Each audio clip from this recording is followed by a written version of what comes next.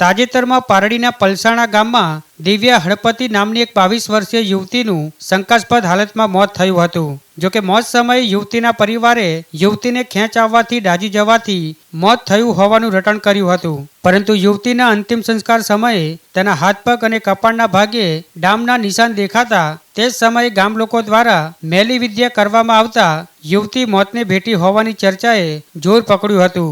જે બાદ ખુદ પોલીસે ફરિયાદી બની સાપરાધ મનુષ્યવધનો ગુનો દાખલ કરી તપાસ હાથ ધરતા ચોંકાવનારો ઘટસ્ફોટ થયો છે।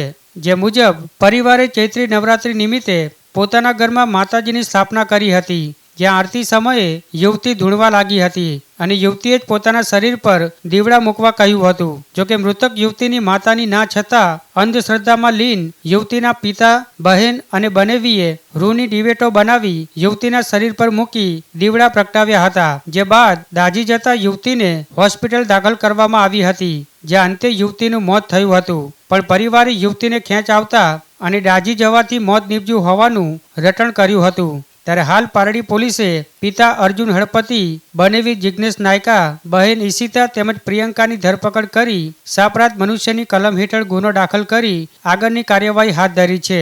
ત્યારે હાલ તો અંધશ્રદ્ધાના કારણે પરિવારને દીકરી ગુમાવવાનો વારો આવ્યો છે।